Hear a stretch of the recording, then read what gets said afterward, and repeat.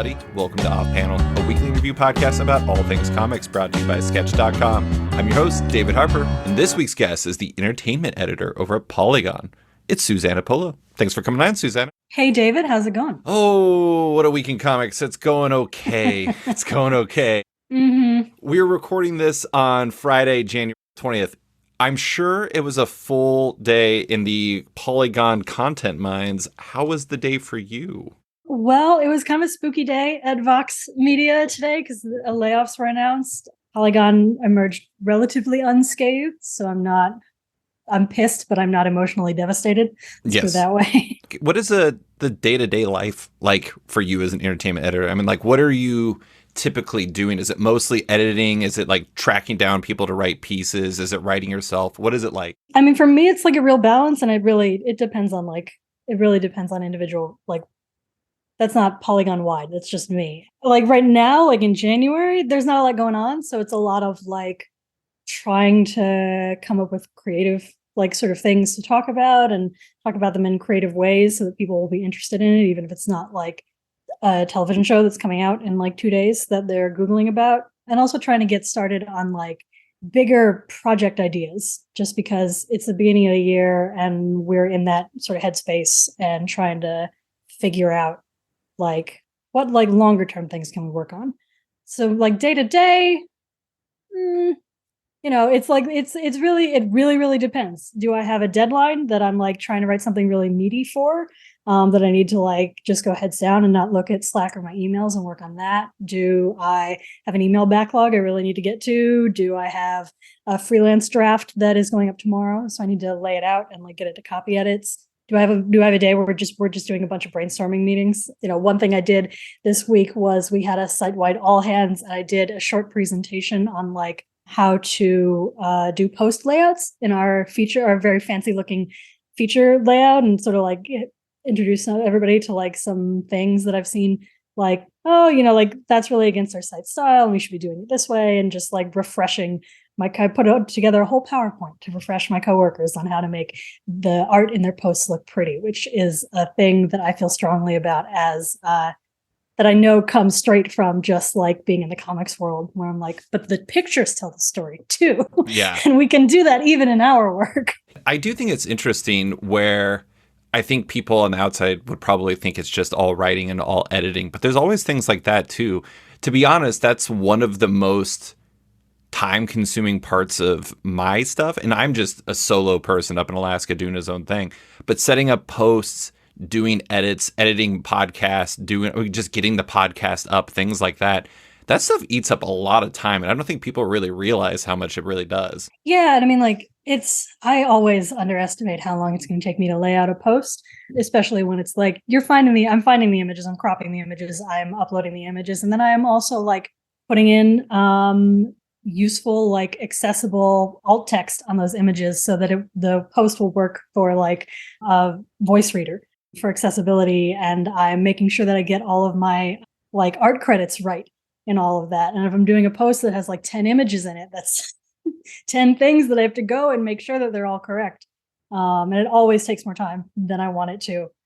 I always think, yes, I've written this post and it's done and it's fine. And then I remember that I have like 7 images that need metadata in them. I have to go through all of them. So when it comes to like the content side, I want to talk about how subjects and focus articles are decided. What is the content development process at Polygon? Is a lot of it like dependent on what's coming up? Like, for example, like Ant-Man and the Wasp, Quantumania is coming up next month, which honestly seems really weird. February 17th seems like the most bizarre release date. I have no reason for that to be true. It just feels weird that a movie is coming out in February and it's this giant blockbuster. But what is that development process like for you? We have this real mix, I think, of like independent ideation. And I mean, obviously writers go to their editors to say like, hey, is this idea good? Should I do it? And for us, it's largely determined by the release schedule. Like we need to set aside time so that we can write like 4 opening weekend posts about Ant-Man. So like that week's probably going to be a little busy, but in the rest of our time, ideation comes from like, I don't know. I don't want to get into like where ideas come from, but our process is very like we put our heads together. And one of the things I'm trying to do with myself this year is recognize that I'm I love a brainstorm. Like I love our weekly brainstorm meeting. I love like getting into it and just like throwing shit around and saying this is a dumb idea, but maybe we should do it, and proposing something and hearing my coworkers go, no, maybe we should do that. Actually, one of the things I'm trying to recognize in 2023 is that like if I try to sit alone and come up with ideas, I just lose focus. And that what is actually maybe more productive for me is not even like pitching ideas at my editor necessarily, but going to like other folks on my website and being like, hello, can I talk to you for half an hour about this idea that I have before I even talk to my editor about it? So I don't get in there and propose it. And then he goes, no, like, no, go back to the drawing board. Like, that's nothing. I do think it's funny. It's like, I think to some degree, when you go to those people, it's like you want your pieces, the articles you come up with to be ones where they immediately have kind of a visceral response. Like the piece I always think about with Polygon and with all the stuff that, you do on the entertainment side is, I think I brought this up last time. There was the article about how Legolas got up on the horse in Lord of the Rings, The Two Towers, and like how that whole thing was done, because it is so weird looking, but it's like irresistible. It's so interesting. And there was a whole piece that was done on that. And that's the type of thing where when you talk about it, when you think about it, you're like, is this really enough for a piece? But you talk to anybody who's watched those movies, they kind of like instantly know that. And there's that hook that is kind of, I don't know, you feel it more than you actually think about it. And so that's why it's important to kind of run ideas by people, I imagine. Yeah, I mean, like you don't want a headline is not a whole post, but a good headline can be a whole post, like a good headline can be the thing that you go and like write something. I mean, like I'm trying to figure out how exactly like what I'm thinking, because like there's this whole conversation about clickbait. There's an extent to which like clickbait gets applied to anyone who reads an article and sees something they didn't expect in it from the headline, which doesn't necessarily mean you were tricked. It just means that maybe there was a good headline and then the post had more things to say. Not to go back to another Lord of the Rings article instead of a comics article, but one of my gutsiest headlines, I think, was I guess this is kind of comics. It was another one that I did for our Lord of the Rings year, which was Stan Lee is Tom Bombadil is the Stan Lee of the Lord of the Rings. Oh my god! Which is a buck wild assertion, but my point was that like Tom Bombadil is a character that Tolkien made up to entertain his children, and his presence in the Lord of the Rings comes from a point when Tolkien was writing the Lord of the Rings where he thought it was just going to be a direct sequel to The Hobbit with the same tone and the same kind of like inexplicable like adventure kind of thing, and that he was going to be writing, and The Hobbit was something he wrote for his children, and so Tom Bombadil is like an inside joke that his family understands as being part of like the interconnected web of his stories. And that's the role that Stan Lee has in the Marvel Cinematic Universe. He's not supposed to make sense. It's not supposed to make sense that he's in every movie. We as the audience understand the metatextual reference that is being made, that this guy belongs to this universe. And it doesn't matter that he has all these different roles and all these different time periods, or that he's out in space or on a bus in LA in the 90s or whatever. And so I was very gratified to like, there are comments in that post that are like, I was outraged at this headline, and now I think you're right, actually. like I thought this was going to be really stupid, and now you've convinced me. So yeah, like a headline isn't more important than having something interesting to say in your post, but it does make or break whether people will look at the thing you have written. It's like the cover for the comic. Yeah. So today's podcast, Susana and I are going to be talking about things that we kind of wish more people were talking about, or things we kind of want to talk about more, because that's one of the things that is fundamentally part of the job when you're doing things like what Susana and I do, where it's like Polygon, it's like you have all these things you want to write about and you have all these things you could write about, but there's limitations. There's time. You only have so much time you can do. But also it's, I imagine to some degree, when you're trying to generate traffic and you're trying to generate revenue from ads and you're trying to do all these things, you have to focus on what works and what draws those eyes. So when it comes to content development, is there typically a greater focus on like when it comes to comics, on recency in bigger titles because of that need, or is it pretty broad? Yeah, I mean, like the way I've always thought about our comics coverage is that I'm doing comics coverage for an audience that is not regular comics readers, but that cares deeply about comics. And that does mean that the headlines that work, we know this with like a depressing amount of evidence that the headlines that work are the headlines that have a character that our audience knows about already in them. Pregnant Joker. Exactly. Exactly. Who is not pregnant, it is important to assert for the millionth time, I hope. He's got a food baby. He's got a Clayface food baby. Is mud. That was a good day at work for my coworkers asking questions of me that they instantly regretted. It definitely skews towards recency, or like I would say the lowest hanging fruit is recent things, like is character names that our audience recognizes or that have wide, like mainstream, like cachet, and treating modern comic book events as if they are news. Like treating the fictional events of the Marvel and DC universes as if they are news and sort of constructing headlines in that way. Give me an example then. Like I just drafted a post today that'll go up on Monday about, well, I don't want to give spoilers for the issue of Immortal X-Men that came out this week. I was literally just Googling to find out if you guys wrote about that because I feel like that's a really good topic right now. But things like, the Justice League just died. Yeah. Characters dying and coming back is an extremely reliable headline. Mm-hmm. I've like even sometimes in ways that surprise me, like when I wrote about like how Cyclops came back to life, when he came back to life right before the Hoxpox era, that whole like Teen Cable like time travel shenanigan nonsense where he put like a piece of a Phoenix machine in his body in his grave and then blah blah blah.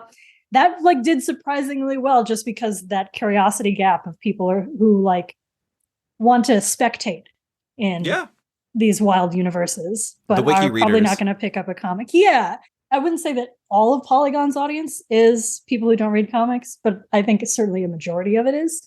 There are definitely people who come around into the comment sections of my Monday comics posts every week and like are clearly like in it, but like this is the thing that I think all the time with the spoilers and headlines conversation, where I got to make a headline that gets people to click on the post, and I'm going to try to make that as spoiler-free as possible. But there is an extent to which, like, my work can't exist if I don't have something clear for the reader to look at to make them click on a post.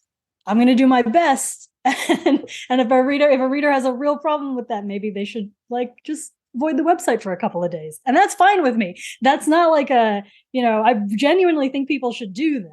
Like, this is not a case of like I think people should like suck it up and become less sensitive about spoilers, but I think it's just I'm getting off topic, but like you need to like regulate your own input at a certain point. I do think that there is a balance, like the Immortal X-Men twist. I think that there's a version of a headline where you can have that draw without it being spoilerific. Yeah. Oh, and like that's not even the headline. The headline is about like something that like a character says in the middle of the comic. It's not really about the last page reveal. No. Oh, okay. No. Yeah. Yeah, but I mean, it is interesting. It's a really tough line, and I can say for sure that your audience does include some hardcores because the one time I wrote for Polygon, I wrote about like the 2020 in comics and like how like kind of the direct market handled it. And this person just roasted me in the comments, and they were just like, "Oh, he's not even paying attention to Dogman and all this stuff." I'm like, "It's because it's not what the article was about. I can't write about everything in the comic industry in one article." Dogman was not affected by the diamond shutdown. I'm like, "Okay, guy, that's fine." Anyways. Yeah. Last question before we get into the main focus is, do you feel like having to have that approach affects how you view comics? I think definitely. Like, it definitely like. The stuff that I have to stay abreast of is a narrow silo of the comics industry. And there are ways in which it definitely gives me blind spots just because I have to prioritize. I know the stuff that works. There are so many comics I read and love and wish got the kind of traffic as saying like, so Iron Man's a god now.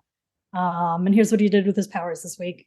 Which is not to say that I didn't like that Iron Man arc. I did enjoy that Iron Man arc. It's a genuine insecurity of mine that I'm like, I don't read enough indies and like I don't really know what's going on in like the YA graphic novel space. Like I have some idea, like I just can't find the time to read webtoons.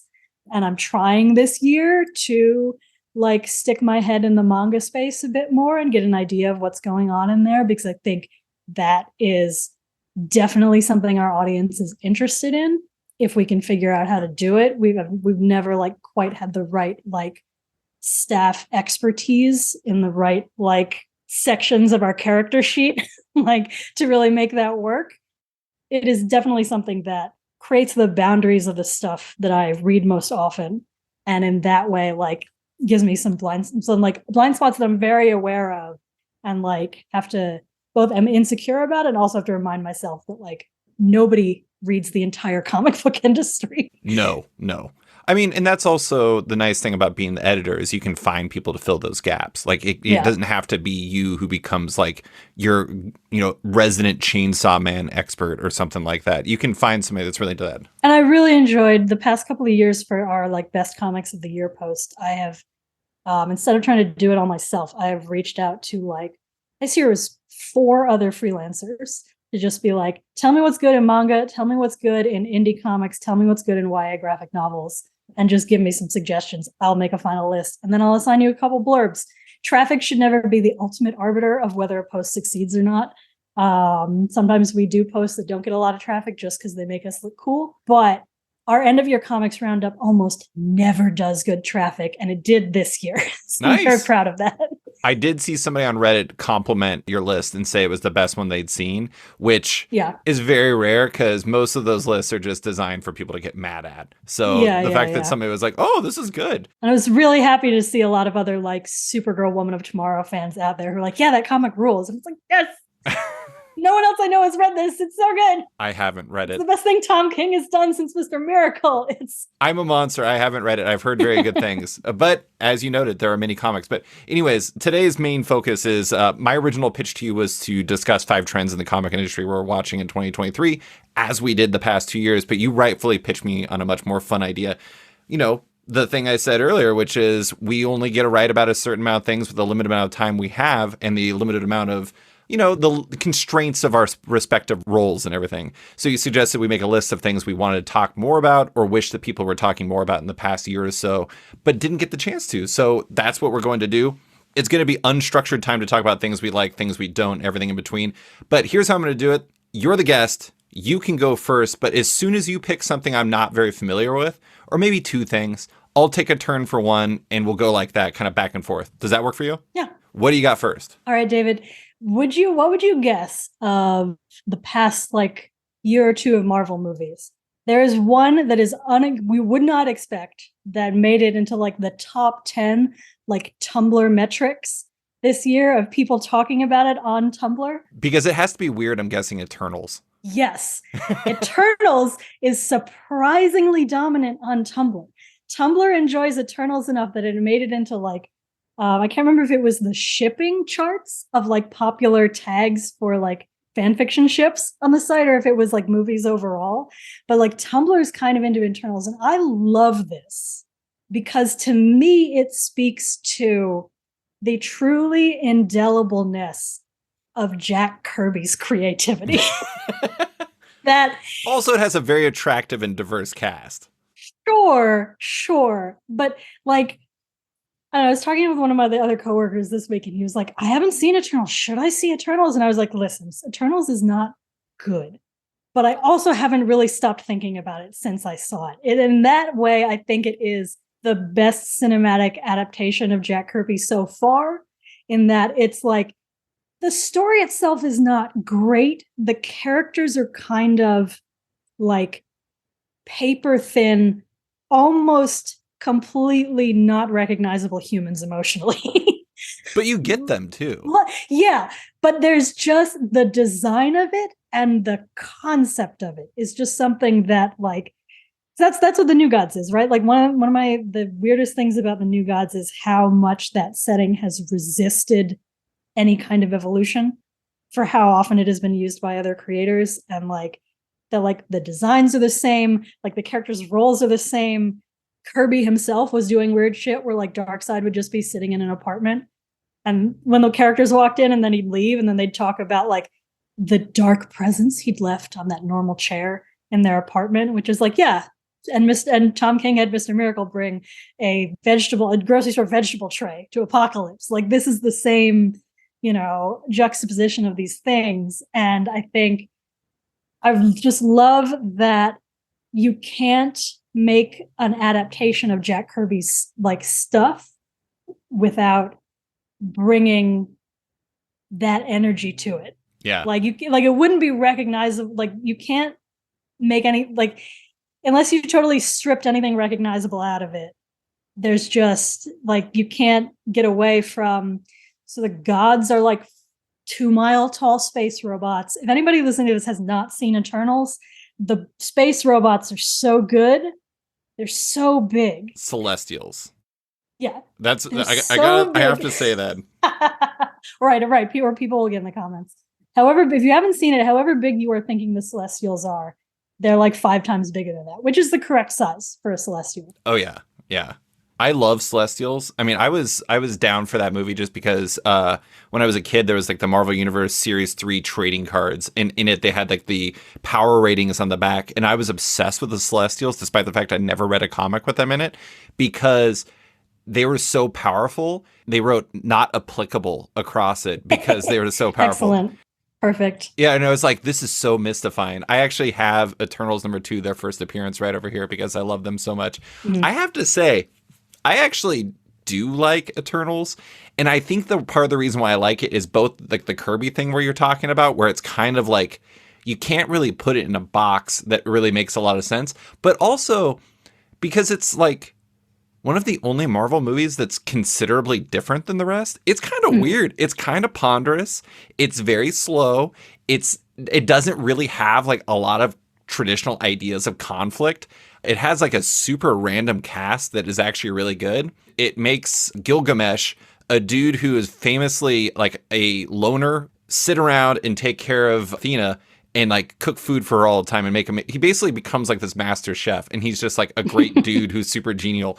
And for some reason, all that stuff works. And it's funny. It's like a lot of comic fans I know didn't really like it, but my wife loved it.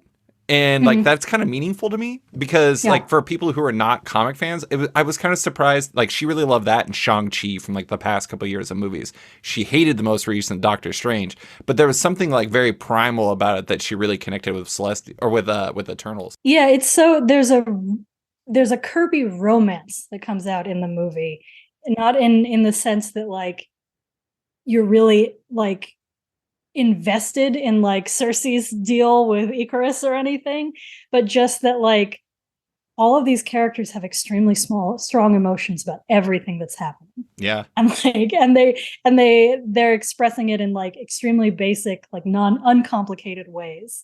In some ways, like I think that's a more accessible relatability than something that is more complex. It's like the primary colors of emotion in a way that just, I think just it's compelling. It sucks you in, even though you're like, how many times have we explained the threat to the world to a different set of characters in this movie? And then it just looks great. Like it is such the aesthetics of it are such a vibe, like these wide vistas, and they do kind of have Power Ranger costumes. I mean, they do in the comics too. Yeah. But it's also like one of the first Marvel movie that made me sit up and go, oh, the people who choreographed these fight scenes have watched anime. Yeah. Well, and here's like a thing. I really love super speed. They made Makari's super speed look really cool. Yes. Yeah. And also laser vision. Icarus's laser vision is just like, this is the coolest laser vision's ever been in a movie. Why don't we do more laser vision? Like, I think this is now officially the longest consecutive amount of time that anyone has spoken positively about Eternals since that movie came out. Again, it's not a great movie, but it does have this sort of ineffable something to it. I haven't really enjoyed Phase 4 for Marvel, I love the first 3 phases. The fourth one hasn't really worked for me, but Eternals was one that did because I feel like it was still, like, I think when the Marvel Cinematic Universe works best, it's about character at its root. And like the thing is like Eternals, for all of its pros and cons, it is a fundamentally character-driven movie, and I think it works really well about that. And it's extremely earnest, which is like the other thing. Like it believes in what it's doing in a way that I think the best, like that first Avenger energy, where it's like the people making this don't care if you think this is silly, and that's a great energy for a superhero movie. And now, a quick word from one of our sponsors. Zoop is starting 2023 with a bang. In January, there'll be new campaigns launched each week from some incredible creators. Spearheaded by Paul Allore's Pink Midnight presents The Butterfly House, there are also campaigns by Craig Rasmussen, plus Waco Comics' Jeff Messer, Cam Kirkhow, Doug Wood, and more. All these creators greatly appreciate your support over at zoop.gg. It takes less than 30 seconds to sign up, and the checkout is easy and intuitive. Add multiple rewards and add-ons into your cart, provide some info during checkout, and you're done. No confusing additional steps in finalizing your pledge, and no post-campaign surveys. For creators looking to crowdfund your project, Zoop are the comic book crowdfunding specialists and are currently open for submissions. Check out some case studies on their blog at blog.zoop.gg and email them at hello@wearezoop.com to start the campaign. And now, back to the show. So I'm going to break my rule right off the top because I said that I was going to go until there was one that I wasn't going to be like something I was super familiar with. But the first item on my list was, we just came off end of the year lists. There was a lot of comics that were cited and everything like that. I think that comics, there's a lot of things that we kind of forget about, but comics, like anything, has, I think, a real sense of recency bias to it. And we kind of forget stuff that came out in the first half of the year. The greatness of Kieron Gillen and Esad Ribic's Eternals run is like something that I think was really recognized in 2021, but almost the entire latter half came out in 2022. And it wasn't cited anywhere, despite the fact that I think it was kind of overshadowed by Immortal X-Men and Judgment Day. But this is my hot take. I actually think Eternals is my favorite superhero story Gillen has ever written. I absolutely love it. It builds off of everything the other Eternals books does, but it adds so much weight to the idea of it with, did you read it? Yeah. Oh, yeah. Yeah. No. Okay. Well, spoilers in case you have never read the Eternals run, but one of the fundamental things that they do in it is they effectively give weight to their deaths. Every time they die, a human and they get resurrected, a human has to die. And so it gives us tension to it. And the second half is basically all about like Thanos becoming the Prime Eternal and doing all this stuff. And it eventually basically becomes set up for Judgment Day in some ways. But it's also about Druig like rising to the top, being a big old piece of shit, and Uranos, like the Undying, becoming a big part of the story and everything like that. And it's so good. I mean, it is like an astonishing comic that basically, like, because like the first half of the year was the only time it was around, just got kind of like forgotten. And I think that's a shame. Like, I actually think that it's one of the best Marvel comics of the past decade.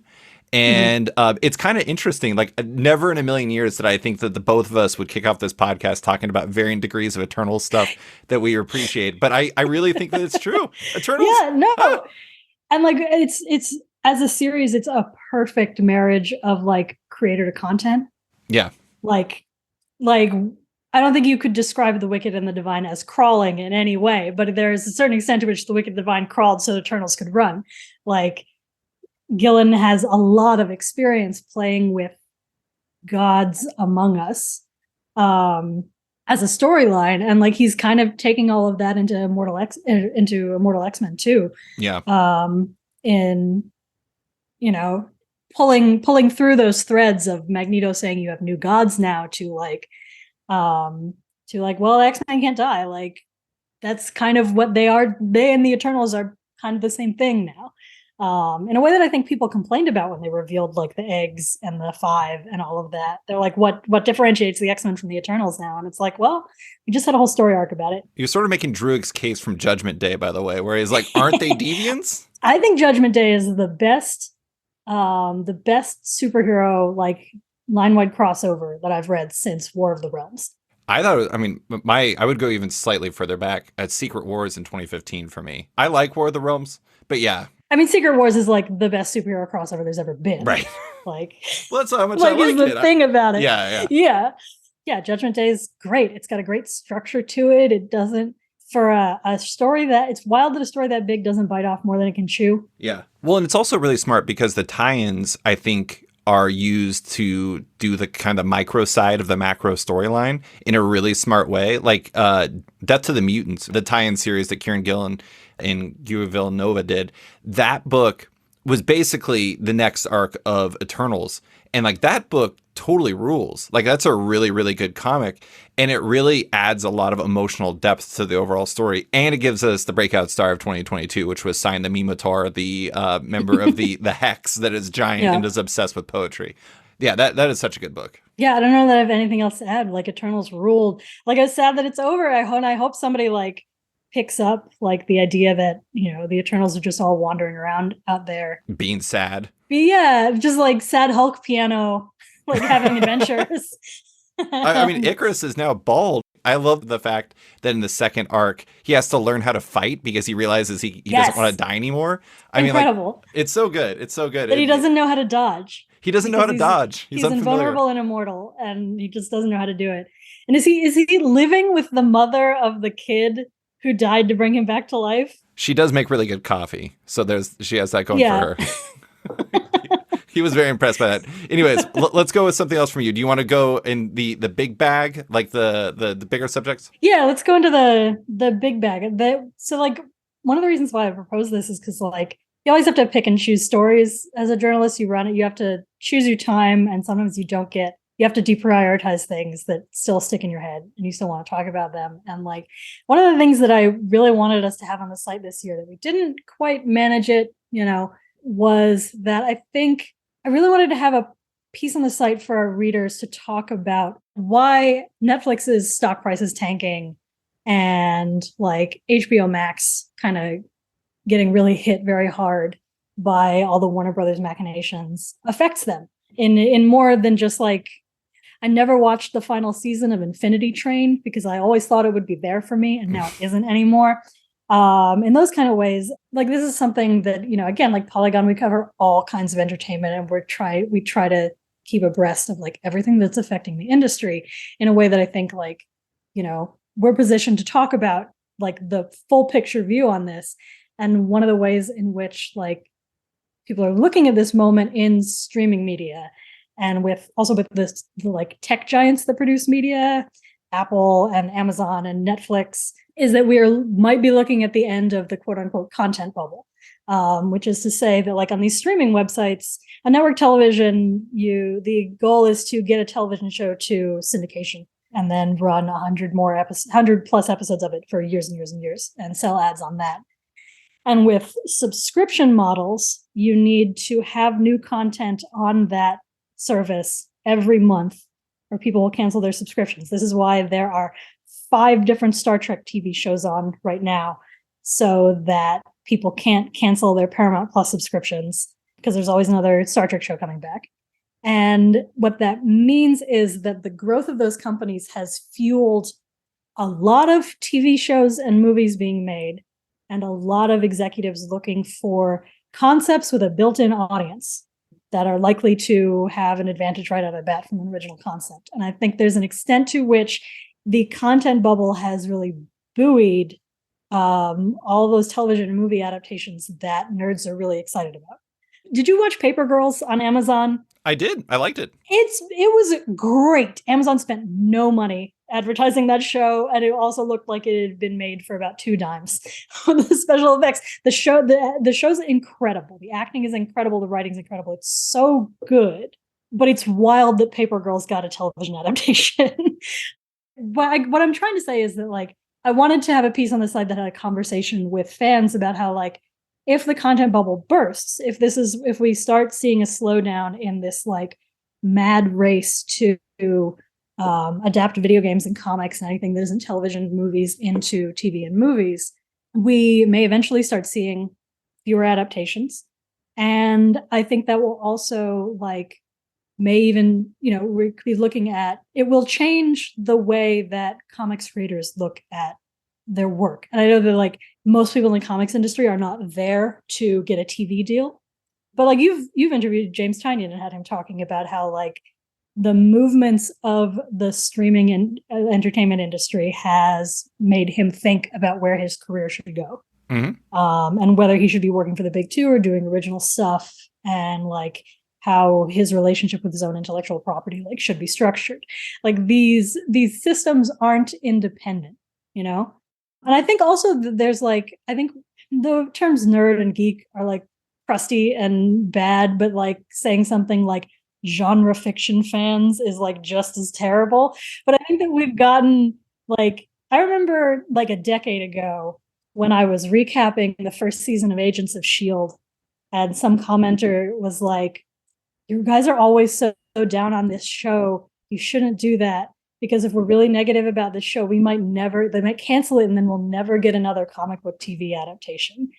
And I think there was a real sense in, a while back that like, we should be grateful for these things. It's so cool that like we're getting a TV version of X, Y, and Z. And like, even if they're bad, like they're just, it's legitimizing that thing that we really like. And I think now it's completely normalized, like we're very used to like, there is a show about the Peacemaker.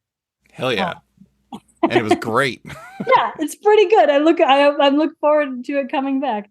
And then that could change, if Netflix cuts down, if Amazon cuts down, if Disney cuts down, it's not going forever. And it may even be something that like it may start to be a thing where like I've had thoughts about like, what is my career if superhero movies still exist but are not a huge traffic draw for us? Like, what do I do with myself in my job? Like, I will always love comics and I'll always want to write about them, but the dominance of superhero movies, it can't be exaggerated, the extent to which that has allowed me to write about comics and get people look at my work at the same time. And those things are all just very interconnected. And obviously, like I'm not speaking with the eloquence on this that I would put into a piece that I would write about it. But that was in part because I was like, we need to get a freelancer to talk about this. Like, we need to get someone who like can speak more specifically to like Hollywood concerns and like those constraints. But I think it's something that like it's our job to like edify and to give our readers like nutritious content about how to be like smart consumers of media. And one of those things that we didn't have time to talk about with them this year was like the way in which Netflix's stock price becoming a shock to the rest of the streaming industry, becoming Warner Brothers like extremely paring down like the HBO Max lineup, becoming Warner Brothers like gutting Cartoon Network and like stripping animated shows out of HBO Max and like junking a almost completely finished Batgirl movie. Like that's a thing that can have effects like throughout the rest of the stuff we consume. Yeah. Well, also, I mean, more recently, there's like very direct things like, Amazon's destruction of Comixology, where they, 50 to 75% of the staff was laid off and everything like that. But even the stuff that's not directly comics, there is like area of effect on comics in the sense that you're talking about comic creators where getting optioned is it's not something that they rely on, but it's something that they hope for of like income that comes in. But also, I mean, look at what's happened with publishers the last few months, where a lot of the publishers that I think that some people would label as IP farms have been starting to have financial troubles. And I think it's because the impact of that bubble bursting to some degree has already been felt on the back end, where these deals that they were relying on aren't happening. And so all of a sudden the money dries up. And the thing is there's a cascading impact that goes down. It goes from, those companies struggling to publishers struggling to them not paying their creators to employees getting laid off and all this stuff like that. And all of that has a tremendous impact on the comic industry and its overall health. And so it's interesting because there's also like the reverse side of it too, is a lot of these things, a lot of the ugliness hasn't necessarily been because these, adaptations have been unsuccessful by any means. Like, you look at a lot of them and they're still profitable. They still make money. It's just they've kind of overextended themselves in pursuit of greater and greater profits. And so it's interesting because it seems like interest is still there, but because of decisions that were made, they're having to dial back, and that's having a cost on everyone down the chain, which is really crazy. Yeah. I mean, if we were, this is maybe this is a different bullet point on my list, but it might as well be connected to all of this, and I don't have like a ton of like thinky stuff to say about it, but we've absolutely noticed in the last year that like either for general MCU fatigue or just because like phase 4 I think has not like caught on as much as like like just like Thanos being taken out of the equation kind of took the wind out of the MCU's sails to a certain extent. It's not pointing anywhere. Right. People are not as interested, like the puzzle box aspect of it is gone, and people are not as interested broadly. Like nerds are still interested, but in terms of the volume of like the ideation we do on it, it's like, what are people searching for, and how can we give them a nutritious answer to the thing they're looking for? And people are just searching for it less, which means they're interested in it less. It's harder to we were very surprised at how our traffic for Black Panther Wakanda Forever did Wakanda Forever. I said Wanda Forever. It's a much different movie. Yeah. Like our traffic still did decent, but it was not like Marvel movie in the way that we've come to understand. And yeah, it's always an interesting time. It's an interesting time. It's an uncertain time. It is for sure. I'm going to jump in with one, and this one is related to an MCU adaptation. It's not about the MCU adaptation. She-Hulk had an adaptation this year. This is a very specific thing that I really loved in comics this year that I wish more people would talk about. I feel like She-Hulk and Jack of Hearts are like the best couple in comics in Rainbow Rowell and Roger Antonio and Luca Maresca's She-Hulk series. Like really everything about Jack of Hearts, a character that I mostly know for dying repeatedly previously, because that's just kind of what he did. Like I think the last time I saw him, he just exploded and killed Ant-Man or Scott Lang in Avengers Disassembled. He's like now a human, so he's now been kind of depowered, and because he's no longer radioactive and he can eat things. He's like, oh my god, pizza's really good. Oh my god, this is really good. It is a very small thing, but I absolutely love their relationship and everything about the kind of hangout comic nature of She-Hulk as a series. I do want to say, gotta give you credit. I was delighted to see you highlight that incredible scene from the first issue when Jen takes off her high heels in a 3-panel sequence and you see her height reduce because the camera angle never changed. That I wrote about when it came out because it is such a smart little thing. And that whole book is really smartly done. I'm a big fan of that book. And it's just like one of those books that just kind of is there, but I don't really feel like that many people are talking about, despite the fact it had this adaptation that came out that I think people liked. I don't know. They kind of loved and didn't like. I don't know. Yeah. No, I think her She-Hulk is absolutely delightful. It's just a lovely little comic.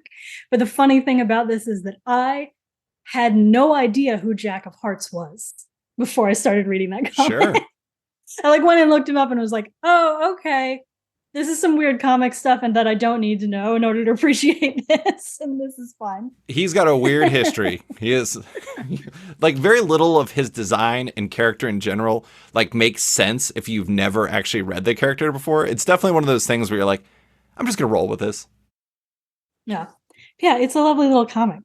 Have you read the latest issue? I have. Okay, yeah. Yeah. So, yeah, I thought that was fun. Yeah, well, it's interesting because it kind of feels like one of those books that I thought was going to stop short or it wasn't going to go that far, but it's very promising that it seems like there's more there for Raoul to take it.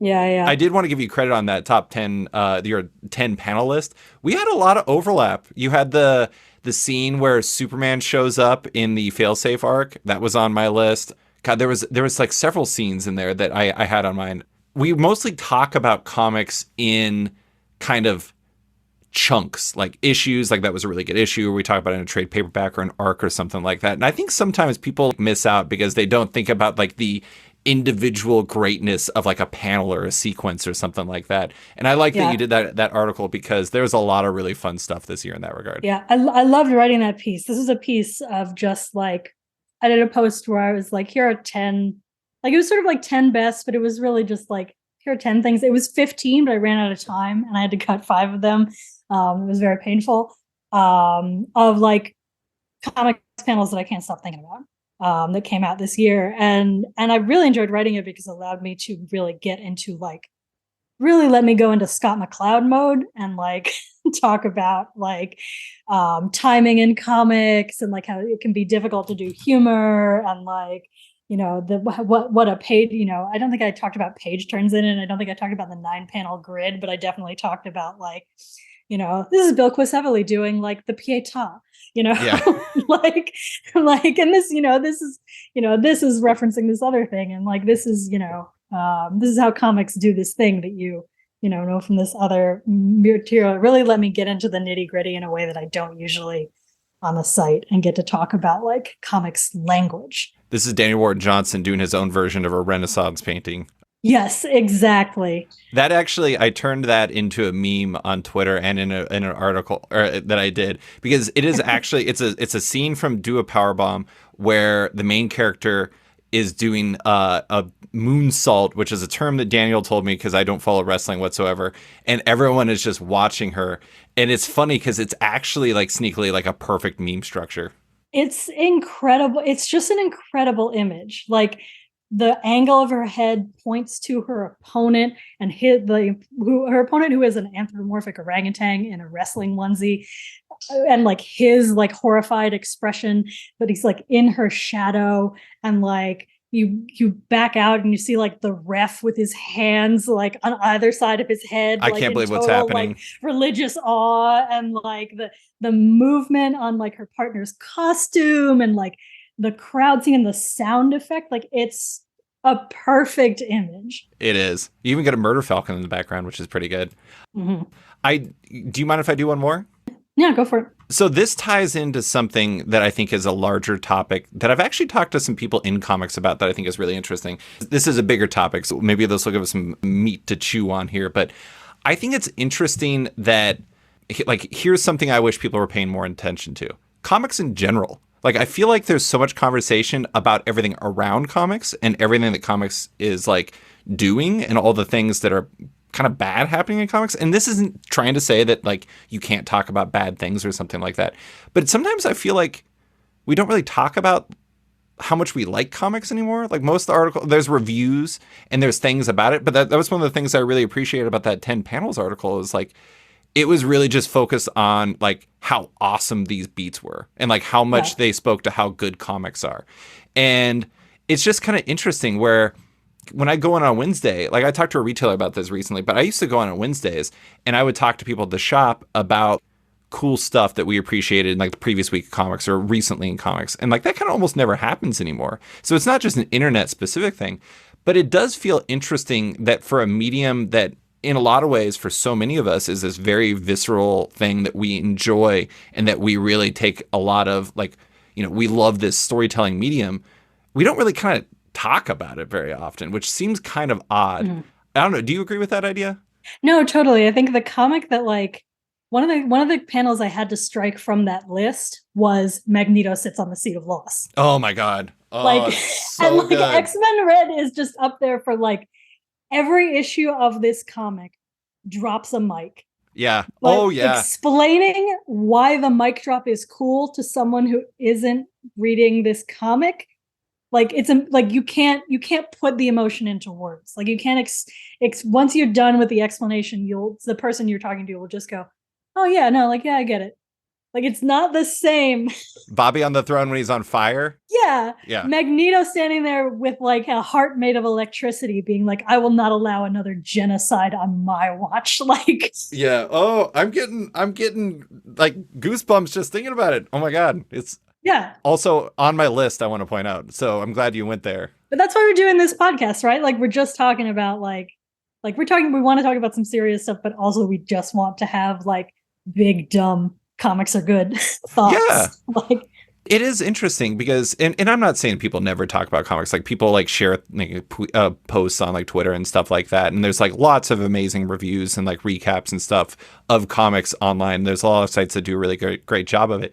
It just does seem like we have a tendency of focusing on like, you know, I don't know, varying things that, and granted, this is rich coming from me, given the fact a lot of my stuff is about like the business of comics and stuff. But also, I have no problem losing my mind about Al Ewing comics at any moment because it's like, I don't know, just going on a quick Al Ewing tangent. There's two things I think he's maybe better at than anybody in superhero comics right now. He's really, really good at those mic drop moments. X-Men Red is just filled with those. But the other thing he's really good at is like his tie-ins are beyond compare. Like he has this artfulness where you can like tie in, like he's writing Venom, co-writing Venom with Rom V. And he's doing the arc where it ties into Dark Web, a comic that I personally have absolutely no interest in. And I still really like it. and it still ties into it. I have no idea what's going on with Madeline Pryor and like in Chasm, like Ben Reilly or whatever, or Chasm. I really still like that comic, and that really speaks to how good Al Ewing is. He's just unbelievable. No, I just caught up on Dark Web, the X-Men tie-ins for Dark Web, where Madeline Pryor restrains and incapacitates Scott Summers by tying his hands behind his back and suspending a mobile made of live cute puppies around his head so that he can't use and she takes his visor away. So if he opens his eyes, he will murder a puppy. And that's how she restrains him. And it's so good. Okay. Now you're selling me on Dark Web. I'm kind of into that. Right. Like, it's another one of the things where I'm just like, this is good shit. And it's funny how like sometimes the good shit is the stuff that is like bordering on stupid, but you just love it. It's like when Batman like skydives from the moon in Batman. Yes. Like that beat was awesome. One thing from Immortal X-Men #10 that is not really spoilery is the fact that Sinister makes a chimera of mixing Eye-Boy with Cyclops, which I feel like is something that Kieron Gillen thought of like 2 years ago and has been waiting for the right moment to just drop it because it's so ridiculous. Yeah. I mean, speaking of mic drop moments like that Immortal X-Men #1, where the final panel is like, Sinister has made a video game reset button using clones of Moira McTaggart. Is just oh my God. It's so amazing. Yeah, it is. It's interesting. Like, here's a question for you amidst all this is, I know that there's some people who, were unhappy when like Hickman departed the larger X-Men line. Jonathan Hickman, as opposed to Ralph Hickman, the famed architect of the X-Men line. But anyways, when he left because he made House and Powers, and like those were kind of like the jumping on point and jumping off point to this larger storyline. And I get it. Like I wish, there's a part of me that really wished he stayed around because I'd like to see kind of where he went with that larger thread beyond just doing Inferno. But I also think that in terms of individual comics, I think that X-Men Red and Immortal X-Men are the best comics that have come from this entire era. Where do you kind of stand on the X-Men line right now? That's a hot take. Well, outside of House and Powers. Yeah, no. Okay. I was about to say, are we discounting Hoxpox? Yeah, Hoxpox is the jumping off point. They're ignored from that point on, like Dawn of X on. I think those are the two strongest books. I think I would definitely put them in the S tier of like books that have come out of this. I think Hickman's X-Men would also have to go in there. It's not a typical superhero team book. Like, it is just kind of like a monthly thought experiment of playing around with the setting that he's created, but he does it very well, and it's got great art. I do love Marauders a ton. Yeah. But I mean, how do you feel about this era of... Okay, so but the era that we're in right now. Yeah. The kind of like the almost like Gillen, Ewing as like the kind of headliners. Although, I mean, it's funny because I say that, but Jerry Duggan is writing like the quote unquote main X-Men book, the adjectiveless book. And I would say that like I'm excited for I'm excited for X-Men every month too. Like, it's not as like, it doesn't feel as like consequential as those other two books, I think. And like, which is funny for like the flagship title of the X-Men line. But it's like, it feels like it has a little in that freedom to be less consequential. Like, freedom to be a superhero book. Right. Freedom to be a superhero. Exactly. That it's exploring a lot of like, it's just had a lot of fun stuff in it. The idea of Scott having to pretend to be a like costume ass superhero. Captain Krakoa. Yeah. Captain Krakoa is brilliant. Or like moving forward with like the Laura, Kenny, and Sync stuff. I was talking with a coworker the other day that like comics need more, that we want. If there's one thing we want from the X-Men books, it's more capital R romance. It's more of like, Rogue's in love with Gambit, but she can't touch him, and she just found out that he has a dark secret, and like, we want that stuff back. And like, there's an extent to which like, I love that Scott and Jean and Logan and Emma are in a polycule, but I would like some like romantic like, oh, I love him, but I can't be with it, like I would like something of that ilk, and like, to be honest, like I would have loved it if like Sync and like regular Laura had like, this whole like slow like recovery of the romance that he had with herself in the world. Is that what it's called? Like I'm cool with what's going on now, but like I wanted, give me some like star-crossed, give me some of that like, you know, Mary Jane, like Sue Storm, you know, like that's a part that, you know, not to quote Douglas Wolk or anything, but it's monsters and superheroes and romance. Mm-hmm. Is what makes comics work. It's Lois Lane, not just Superman and his superpowers. I enjoyed how they handled it in the most recent issue where like Laura and Laura just had it out where they just went and killed some stuff for a little bit and like they sorted things out. That was really good. I like what they did here, if only because there's such an inequity between the two of them in like younger Laura and like current Sync, because Sync lived for like thousands of years. And with this other one, I mean, or however long it was, it's just like absurd. I love the vault stuff like that. I was kind of soft on that run up until that point, but when it hit the vault stuff, it really, really worked. I like the stuff where it kind of like that felt like it was more in the same family of like the Hickman run, where it kind of all connected to these larger ideas and was getting like really big with it. And I really enjoyed that. But anyways, give me another one. What do you got? Let's see. Let's go with you talked about She-Hulk, so let's talk about a character who's in like 2 issues of comics this year that I will never forget, because Chip Zdarsky made a character design specifically for me, a giant comic book fan who is the daughter of a estate lawyer, which is that he made a nigh invulnerable robot lawyer who handles the wills of supervillains. What is this? It's in the name of this character is the Executor, which is great. It's in the backup stories of his first few Batman issues, because the Executor is in charge of the Penguin's when will. the Penguin died, right? Yeah, yes. I forgot about him. Yeah. Yes, and this character will probably never appear again. But like I'm like my some of my like favorite characters that I know will never be in a comic ever, but I think are so important are like the broker, the guy in Gotham City who like finds real estate locations for supervillains. Like he finds the abandoned warehouses and like the junked up like carnivals and like the overgrown like botanical houses for them to do their evil stuff in. And Warren White, the Great White Shark, who invests and money manages the ill-gotten gains of supervillains. And I know that nobody else cares about about the white collar supervillain professions that make supervillainy work. But I'm desperate. I want to see the Executor and Warren White and the broker all have like a little networking conference together when they talk about their clients. This brings up, I think, an interesting connecting point. Is I think that one of the things that's funny about superhero comics versus like, let's say, like the MCU or like the DC movies or whatever, is that while there's the headliners and we love those characters, I think for a lot of people who love the comics, it's always like the weirdos that really like engender like this lifelong passion to us. Like I joke all the time about Stiltman, to the point where like people will send me panels from comics that Stiltman show it just to make sure that they know that I see that. But like another character, like I always loved Turk from like Daredevil and from like varying other like street level comics. And like when he showed up in the Netflix series and he was just like this little connector between all the books or all the shows with Rob Morgan playing him, I love that because that's such a good character. And I love that they get the representation in there because like that's an important thing you can do in a show versus a movie where Turk probably wouldn't get that play.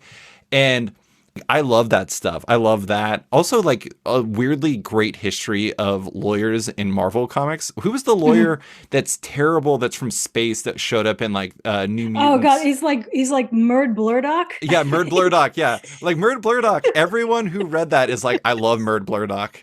And I think Murd Blurdock had shown up before somewhere, but at the same time, when he showed up in that like bonkers New Mutants like storyline that Hickman did with Rod Rice, was just unbelievable. And I think it's really funny how it's like, you know, I love like The Flash and I love Wolverine, but if you ask me like, who do I really want to read more stories about, Murd Blurdock or Wolverine, I'd probably be like, maybe Murd Blurdock. Yeah, because there's always going to be another Wolverine story. Yeah. It's like you want the Executor because it's something that you really like love. That's your thing. Yeah, there's always going to be another Batman story. Like supervillains die all the time. It makes total sense that somebody would have made this their own deal and that they'd have to be an indestructible robot so that other people didn't try to like mess with them. I don't know. One of my favorite like minor character glow ups in the past decade has been Kite Man, where like he's a major character in the Harley Quinn show now. Like people who like don't even read comics know what Kite Man Hell Yeah is, which is so bizarre to me. Like, and obviously, I think people say I want to sound like, like that's absolutely not in a sense of like fake fans or whatever. Like, no, it's good. Kite Man Hell Yeah is objectively hilarious, and I wish the entire world to know what it is. And now, a quick word from one of our sponsors. It's Bad Idea, and the Renegade comic book publisher is back doing their crazy antics. The latest includes putting a comic from Mark Waid and David Lapham, The First Supper, into a recent edition of Previews for Order completely randomly. Or it was the latest, until Bad Idea also snuck a new comic from Joshua Dysart and Kano, The First 7 Days, into the same edition of Previews. Don't worry if you missed it, because you probably should have, as it was hidden under the publisher named B-Side Press with fake creator names. That's how Bad Idea rolls, though, making notable comics with great creators in extraordinarily unusual ways. Keep your eye out for whatever's next with Bad Idea, if you can. And now, back to the show. Here's one of mine, like one of my characters that I really loved from this year that was super random. Have you read New Champion of Shazam? Yes. It's Josie Campbell and Doc Shaner. I love Hoppy the Rabbit in that book. Yeah. Hoppy the Rabbit is amazing. Doc Shaner draws such a good bunny. Oh my God, it is unbelievable. I mean, Doc Shaner's work alone in that book, but I mean, honestly, that whole book, I've described it as like Squirrel Girl adjacent. Like, I feel like it's got some Squirrel Girl vibes to it, and it has a lot more straight superheroics to it, but it's really good. It's a really solid book, and it has a scene in it in the finale where a rabbit rolls around in carrots and is super happy about it. And I love that. I mean, it's weird how my standards when I was a kid is like, I need earth-shattering stuff. And now I'm like, I want rabbits to roll around in carrots. Yeah. No, I think like there was definitely like at the age of 13, I had decided that I needed comics to be, it was very important for me that comics were a grown-up thing that I was into and not a kid's thing. That's why I didn't like, as a teenager, I was like, I don't want to watch that Adam West and Burt Ward Batman. That's not real Batman, that's not for grown-ups. And it's like, it's not, none of it is for grown-ups. You're reading a comic where Batman fights 5 million ninjas. Like, I mean, I kind of like that. That's pretty good. No, yeah, now I'm in this position. Now I'm an adult, and I'm like, man, but like, why aren't there more jokes in this? like, isn't it funny? Going back to Eternals, it's like my favorite character in that run was literally the planet Earth. It was the machine that was planet Earth that was basically. I'm so glad the machine is okay. Oh, I know. The wink at the end was probably the most important part of the entire year of comics for me, where we were just like, we get that little reminder that he's out there. Of course, I don't know who would write him after Kieron Gillen. I like how apparently it's not really gendered. I mean, it's just like it's the machine that is planet Earth. But all right, do you have another big one you want to bring up? There's this pattern that I feel like I'm seeing in comics lately, and it's not this year necessarily. It's really like, I think since 2020, when we first started having like really widespread conversations about like our superheroes under the umbrella of like our reckoning with copaganda, with like detective stories and how they like lionize like the police, and like our superheroes are part of that. Like, is this like genre where we like really like root for these incredibly powerful figures that like make decisions for like that like that take extra legal action against alleged criminals. Like, is that like fascist propaganda? Is that like is there a core at this that is like a problem? And I think that there's that's like, and I'm not bringing this up to say that like that isn't a conversation we should be having, because we absolutely should be like interrogating how like police detective fiction has like created a like inaccurate idea of like how policing works, and like how it like whether it works and in what cases and like all that stuff. And I'm not qualified to like unpack that in a real world kind of way. But I also think that a lot of the conversation about like our superheroes, fascists, and other propaganda is fueled by the movie version of superheroes. superheroes. That there are certain things about movies in particular blockbuster movies, as a medium that like pushes out the stuff about superhero comics that keeps them from sliding down that like that scale to like being kind of like, I don't know, like like a good example is like Captain America's really famous like Civil War comic speech about how it doesn't matter if you have an opinion that nobody else shares, you need to plant yourself like a tree, et cetera, et cetera. But he doesn't actually link it to like any particular ideology. And like I've literally had dudes quote that speech to me to say why like homophobia should be a thing that they like put their banner next to, because just because it's an unpopular opinion doesn't mean that like you shouldn't hold it. Like, so what I'm saying is the stuff that keeps superhero comics from like accidentally becoming like that kind of stuff, you know, like the stuff that keeps like, you know, the way that like the Punisher has been co-opted, and like the way that like we have so many stories about Superman becoming a fascist, like that the stuff that a lot of that stuff is stuff that you can only do, or it's very difficult to do outside of a serial medium. And when you have something like the MCU, which is essentially just a series of event comics, you wind up telling this story over and over again about superheroes creating global problems and then having to fix them, and the consequences of that, and the questions of like, why is it good? Why is it heroic for these characters to have all this power and to decide what to do with it all on their own? And there's an extent to which like that's an extremely right. It's a conversation that we should be having, but there's an extent to which like superheroes don't kill in comics. And people think that, you know, it's like the kids comics versus adult comics. People think that I think a lot of people conflate like realism and the idea that like, well, you know, if they were really using their powers that way, they would probably kill people. There would be collateral damage, like buildings would explode, and you know, Superman and Zod would destroy a city.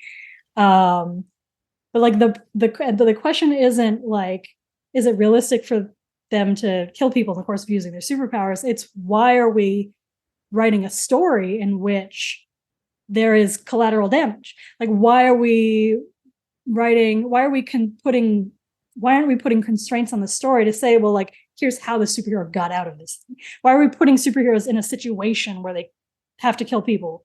Because we're in charge. Like, as the creative, we're in charge of like of showing like, oh, like those goons are like groaning on the ground instead of bleeding on the ground. We're in charge of like the supervillain's death trap is just constructed in a certain way that like we don't have to blow up this entire building in order to get out of it.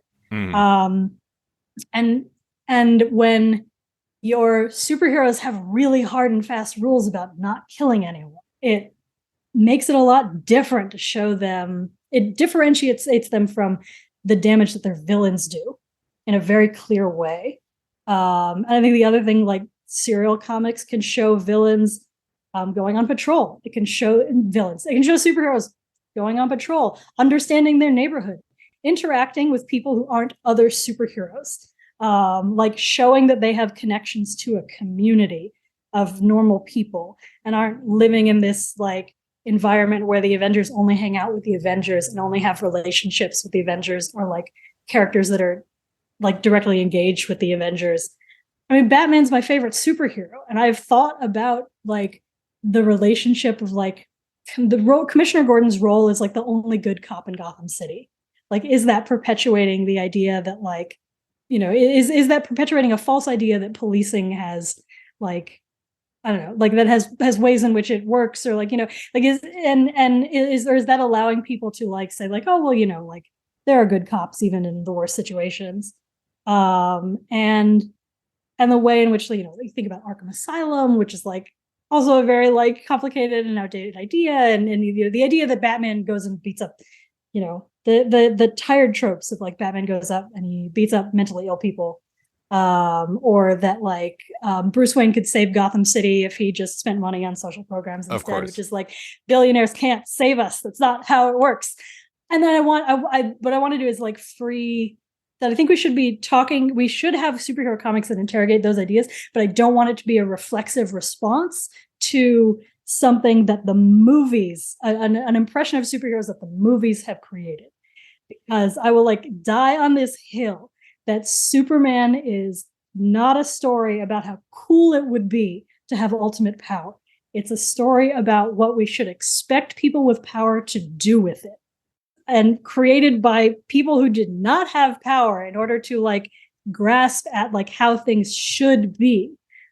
Because people are always going to have power over other people, and we should have expectations about how that goes. So yeah, I think I've gotten through what I wanted to say. I do think it's interesting. Like, I think you're right. I do think that that's often conflated, where it's like the beliefs about the shows and movies and stuff is something that colors the entire concept of superheroes.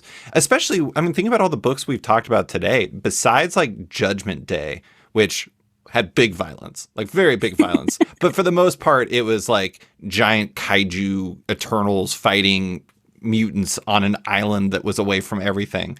Almost all of the books we're talking about are kind of either to some degree non-violent or violent in a hyper precise way, in a way that like the movies never are.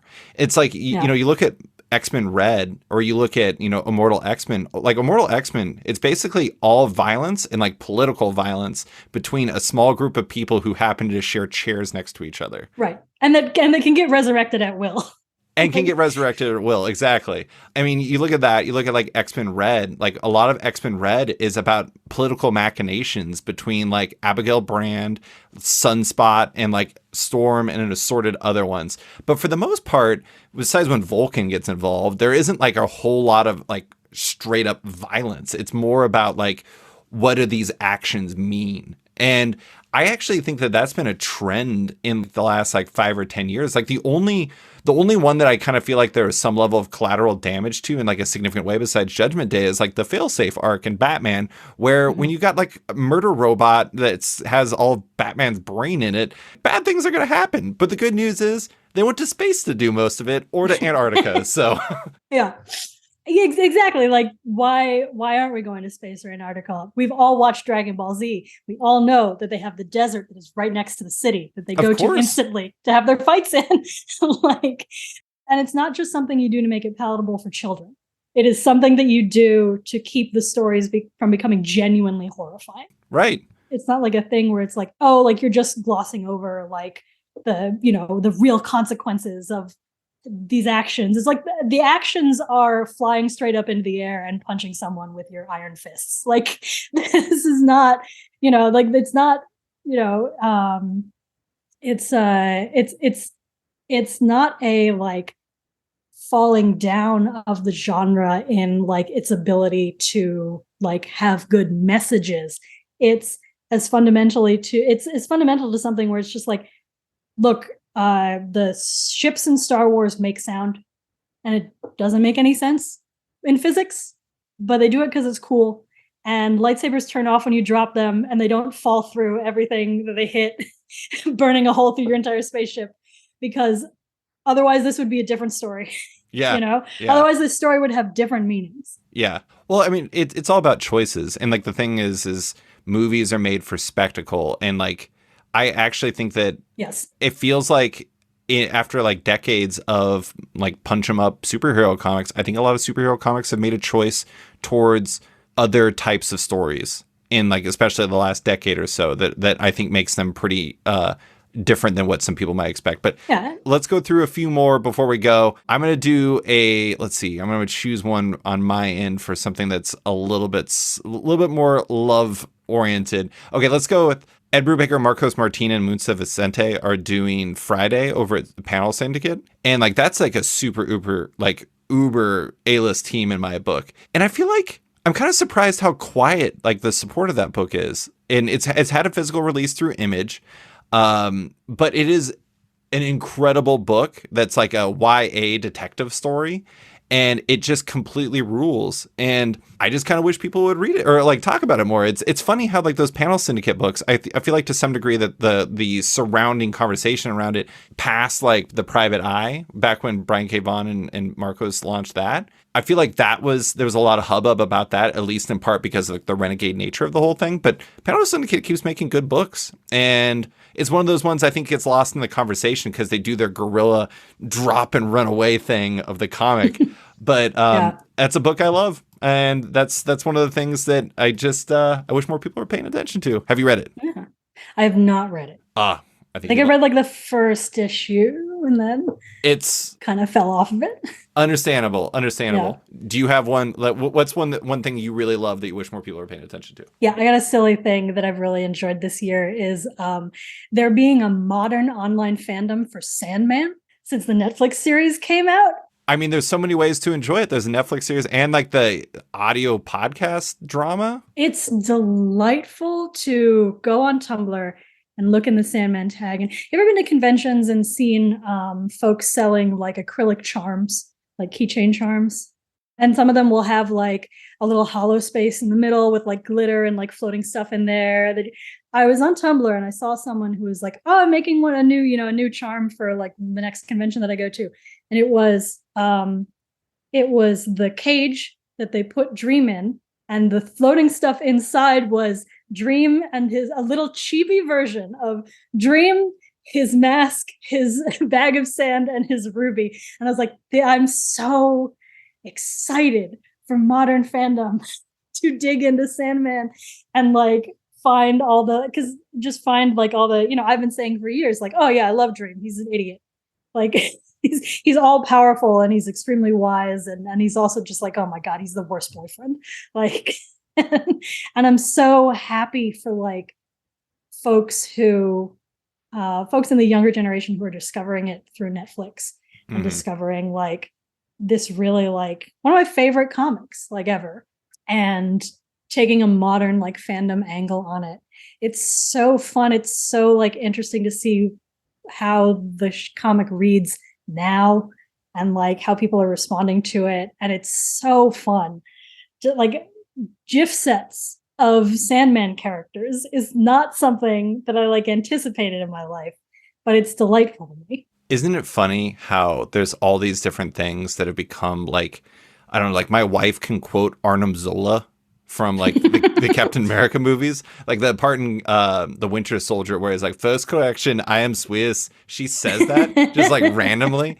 And it's funny that, I don't know, first off, if I was a kid and you're like, all right, you're going to get married someday, I'm like, okay, interesting. And then like next thing, your wife is going to be able to quote Arnim Zola. And I'm like, the dude who's got a mechanical body in his face, in his chest. So he's like Krang from like the teenage. Yeah, just the Nazi Krang. Yeah, Nazi Krang. I'm like, what in the world are you talking about? And I'm like, this is the world we live in where people are making chibi Sandman and quoting Arnim Zola. Yeah, I've been telling my editor, buckle up for Kang. Like, oh my God, Kang explainers, where he's just like, everyone online is talking about how like he might be Nathaniel Richards. Oh my God. He's like Sue Storm and Reed Richards' son. And I was like, okay, so Sue Storm and Reed Richards' son is Franklin Richards. He goes, okay, and there is a Franklin Richards.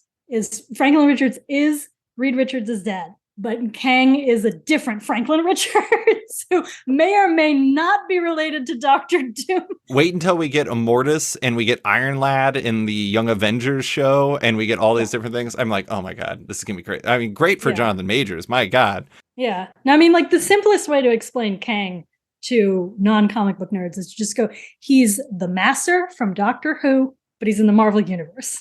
Like he's just. That is very good. That's a very good analogy. I like that. It is really funny though. Oh my God, Kang. I love Kang. The funny thing about Kang though is like Kang doesn't like have powers. He's just like a very successful time traveler. Yeah. Who's been around for a long time, or maybe not a long time. And somehow he's like friends with everyone. Like Venom, he's like, I'm your oldest friend, Eddie Brock. And you're like, what?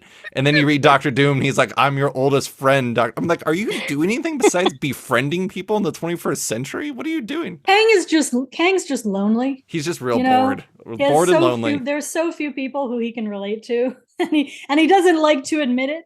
But Victor Von Doom is the only person that he actually enjoys talking with. And I mean, he's got an interesting friend set. He's like, you know what? My best friends are Venom and Doctor Doom. I'm like, my God. actually, I will say, just like on the subject of Ewing and Rom's Venom comic, I think it is one of the rare examples, creator Donny Cates taking a huge swing with a character at the close of an arc, and then other creators actually picking it up and running with it. Like, there's so many times where that happens where you don't really expect anyone to like pick up. I don't know, I'm trying to think of more examples, but all I can think of is like the Eternals are all just wandering around the world with sad Hulk music, like doing stuff. I wonder if anyone will make anything out of that. Like, you don't necessarily expect it. And then like the current Venom comic is really just like, you look at something like, oh, like, yeah, Venom's got a symbiotes now. He can move his consciousness around the entire universe into any symbiote at will. Like, that's wild. How do you make a comic out of that? That's probably not going to become a huge thing, but it is. And that's unusual. And I think a neat achievement. I think a neat achievement is the fact that I don't normally like Venom, and I actually really like that comic. It is unusual for me. I think Al Ewing is unusually good at doing that, though. I mean, a good example is like you were going to bring up Taya's dialogue from Defenders Beyond. Well, in Defenders also. That whole book is like just basically him playing with history, and him and Javier Rodriguez being like insane at art. Like that is just, you look at the back and it's like there's notations about where all of this stuff came from.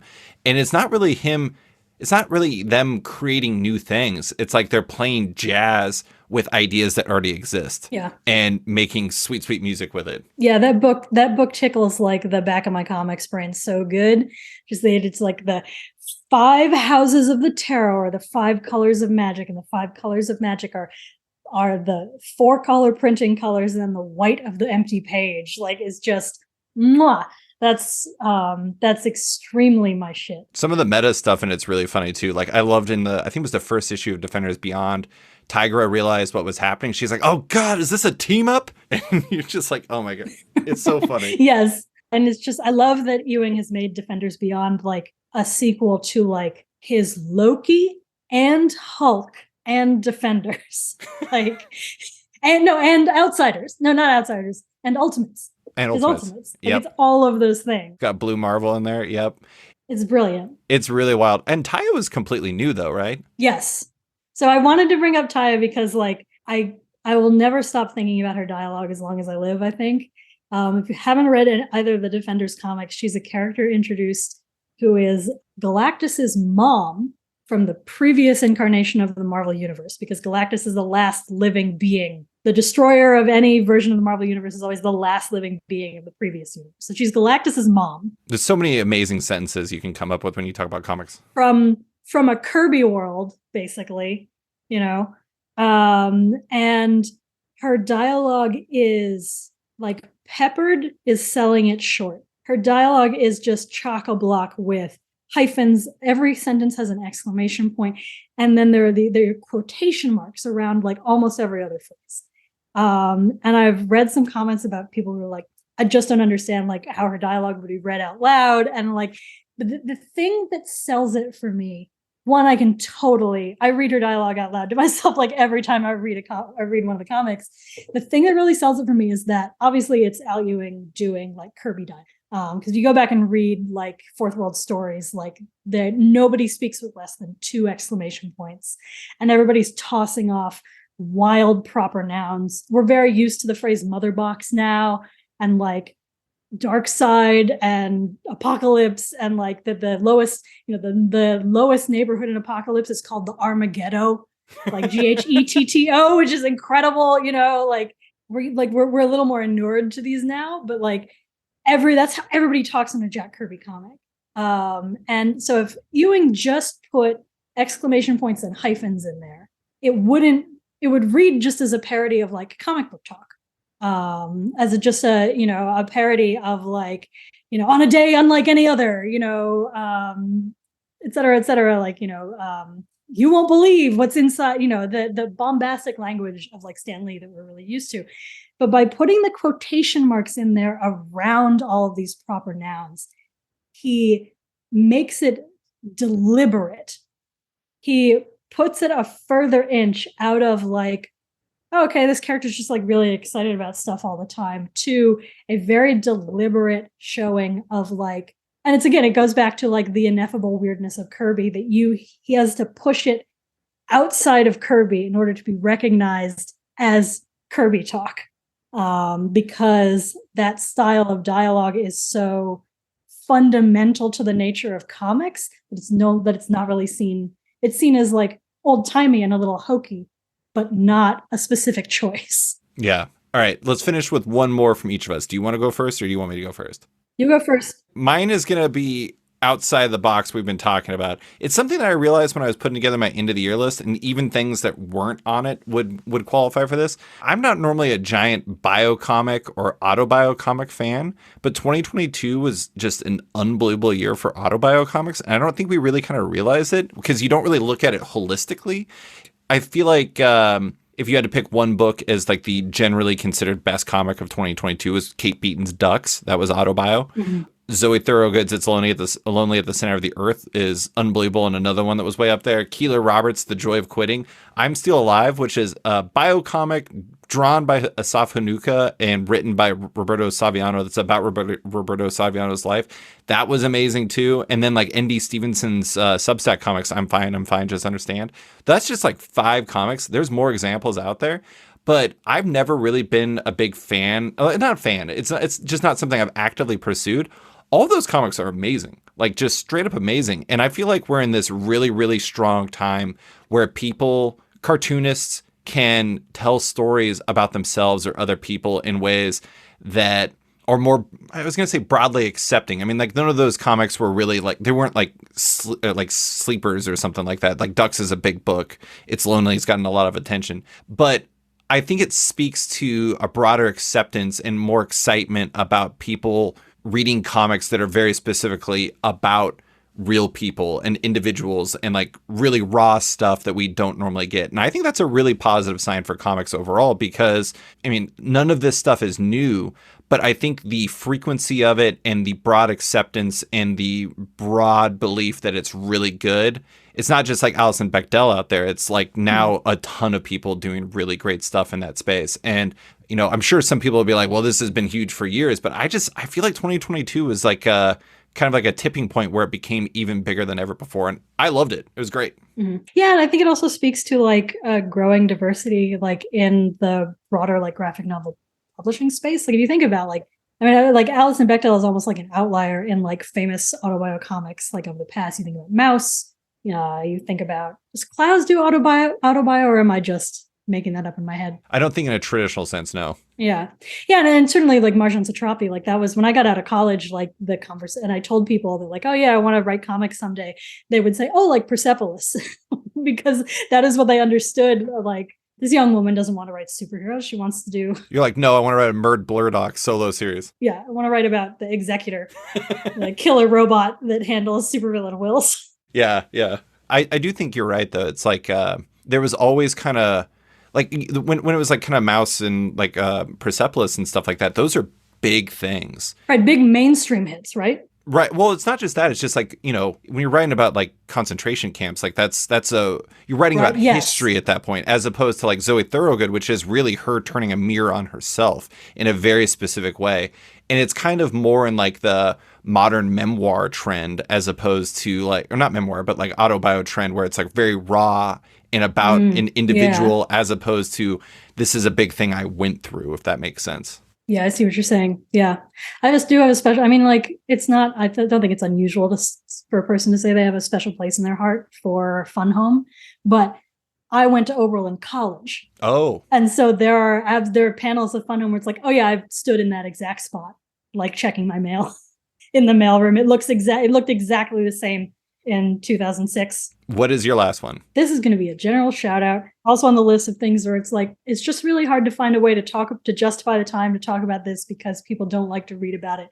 It's really hard to get people excited about talking about editors. And I know that I'm biased because I literally have editor in my job title, but we really tried to do a bunch of, what brought this like home to me this year. It's always something that I've always like, man, editors are important. I wish I could figure out a way to talk about them. But this year we published a bunch of like superhero pride comics, queer comics stuff this summer. And I was both like writing about like John Kent and Tim Drake. But we also had a freelance piece that was interviewing a lot of folks who like queer comics creators or comics creators who's tried to create queer characters, in the 90s and 80s. And what really brought it home, and like stuff that they said and like reasons that they gave for like why they think the industry has really changed in this, is that it's not that like creators weren't trying to diversify comics on any axis, from like, the 60s all the way up until now. But what's really changing and has allowed a lot of these companies to make progress on this stuff is changeover in the editorial space. It's that editors are open to going, okay, yeah, Kitty Pryde can be bisexual now, that Destiny Mystique can kiss now. We can make the subtext around Tim Drake text now. We can straight up, like, Harley and Poison Ivy are dating now. They're just fully in lesbians with each other. And they're like, that happens on the editorial level and not the creator level. Yeah, I guess what I'm saying is just like shout out to editors and shout out to like that's where you get like change coming from at these big edifice publishers, is that creators can only bring the idea. Editors have to okay it. I do think that in a general sense that, and I've joked to a number of editors about this, I do think that to some degree that editors have a tendency of being remembered for their failings and not really thought of for their successes and like the things that they do. And it's interesting because people are always like, what writer is like the most consistent, one you can trust the most, or this one, or, artist you can trust the most in terms of their comics being good. I honestly think that they're like entire like editor, like you can look at editors and you can just be like, I know I'm going to like it because it's a Will Moss comic. Or I know I'm going to like it because Chris Conroy is editing it. Now, granted, Chris Conroy is like basically DC Black Label as a whole at this point. But he's not doing everything. He's got a great team over there. But it's interesting because if there's like somebody whose work that, you like, or like the books that they steadily produce, it means that like they have good taste in terms of casting for creators. It means that like they're more welcoming to certain types of stories. It means they're like are willing to like, the one thing I really like about Will Moss is like Will Moss is the person who worked with Ryan North and Erica Henderson on Unbeatable Squirrel Girl. And like that book isn't like by any means like a game changer or anything like that. But it's kind of this, I've never compared it to this before, but it's kind of like, it's like the comic equivalent of Seinfeld. It's the comic about nothing, but it's also about everything at the same time. And I'm so glad that it exists. I don't think that book would have existed if, like, let's say Tom Brevoort edited it. That's not to say that I don't like Tom, but it's just, I do think that as much as we remember editors for like, the disasters and things like that, we should probably tout them for the good things that they do, because there's a lot of really great editors out there who are doing a lot of work to make a real difference, to improve comics and to change them in a real way. Yeah. And I mean, if you think that like, the creative direction of your favorite superhero is all about like the writers and the artists and not the editors, like just go read Batman comics starting when Denny O'Neil came on the editor role there. There's such a coherent and consistent like idea of who Batman is and what he does and what a Batman story is and how Gotham City works from the Denny O'Neil era, that like I won't say that it like immediately changes the moment that he leaves, but like that kind of consistency and continuity is something that like I think the current X-Men office is the only thing that I think has rivaled it since, of just like coordination between writers to create a universe that feels, I don't know, we throw around like connected and contiguous and continuity and all those ideas, but like cohesive. Yeah, but what all those things do is it makes it feel like a real world and not like a book that you're reading, but like a window that you're looking into.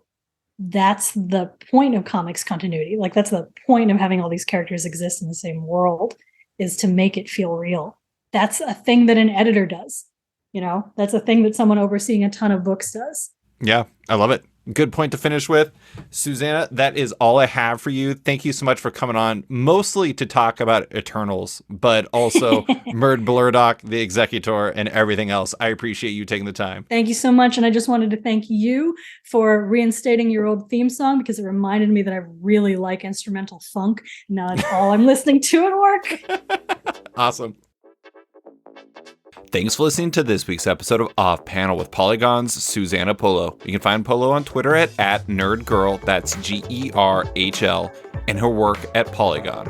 Big thanks to Deanna Chapman, who stepped in and edited this podcast. If you thought this episode sounded a little bit better than usual, that's because Deanna. Love Off Panel, want to support it? Subscribe to the podcast on Apple Podcasts today and give the show a rating or review while you're at it, but 5 stars only. You can also support the show by backing it on Patreon. Find the show at patreon.com/offpanel, and when you back it on there, you get early access to each week's podcast as well as weekly content and more. Want even more? Subscribe to my subscription comic site Sketched at sketch.com for long-form articles, interviews, and the rest of the site's content. You can find Off Panel and Sketched on social media by following on Twitter and Instagram at @sketchcomic or following me at @slicefriedgold. Big thanks to all my existing patrons, including Travis Schmeiser, Tom Evans, Natalie Mockery, Reed Beeman, Kelly Sudaconic, Max Wood, Jeremy Lambert, Brian, Matteo Ciccati, Chris Dorey, Nir Levy, Dennis Hoffman, Jason Hussa, Cancel Comics, Kieron Gillen, Jonathan Kent Uratam, Henry Johnson, Jingo Boren, James Tynan IV, Chris Langford, Jason Wood, Tom Peachy, Ben Damstead, Rom V, Devin Fitzsimons, Nick Walker, Patrick Coyle, Isaac Oren, Scott Carpenter, Rent Norb Studios Comics, Nicholas Palmieri, Capes and Tights Podcast, Klaus Vandeven, Brian, Submed Industries, Raj Patel, Jack Mulqueen, Kyle, Carl Kerschel, Robert Masella, Elzo Chartier, Luke Nakashoji, Dr. Luke, Scott Hazelwood, Michael Tunk, Canadian by Proxy, Johnny Cannon, Bradley Rader, Carl Choi, Brandon DePillos, Patrick Broward, Declan Shalvey, Dan Garino, Josh Williamson, Adam Freeman, Ben Wild, Brian Klein Q, SB, Nick Bennett, Daniel Whitfield, Susana Polo, Reed Hinkley Barnes, Mario Tiambang, AbductedTheComic.com, Andrew Carita, Matt Mahoney, Stephen Hall, Pensacola Pop Comics, Kim Eslin, Philip Myra, Christian Shelton, Kenny Porter, Chris Pachala, Torrin Grunbeck, Fuzz Bubbles, Christopher Todd, Transmitter Down, Waltz Comics and Books, Danny Ollie, Paul Salates, Akil Wilson, Alex Demetriopoulos, Terry Dodson, Wesley Gift, Sean Kirkham, Alistair Ross, Julio Anta, Brett A. Schmidt, Jason Goodmanson, Paul Reinwan, Vita Ayala, Dave Slusher, Akil Kokachi, Sean Pinello, Ken Heidelman, Philip Seavey, Al Ewing, David Kelly, Rob Wilson IV, Nick Polito, Brendan Fletcher, Jonathan Nilsson, Jason Massey, Adam Bogart, Matthew Taylor, Nick Patera, Jacob Sorelli, Ford Gilmore, David Baraldi, Nick Hall, Bjorn Basin, John Hendricks, Steve Anderson, Ian Maxfield, Cliff Chang, Colin McMahon, Chris Palmer, Scott McGovern, Nathan Fairbairn, Kat McKenzie, Adam Highfield, Fiona Staples, Mark Abnett, Mike Murphy, Michael Shirley, Tom Barnett, Jim Demonakos, Norbert, Nick Lowe, James Kaplan, and Mission Comics and Art in San Francisco. You guys are all the best. A quick thanks to Wolfpack for letting me use their song Outro as the show's opening theme, and to Upright T-Rex Music, who wrote and performed Off Panel's outro and ad music just for the show. Check out their music on Spotify because it's completely delightful. Thanks for listening, and tune in next week for another episode.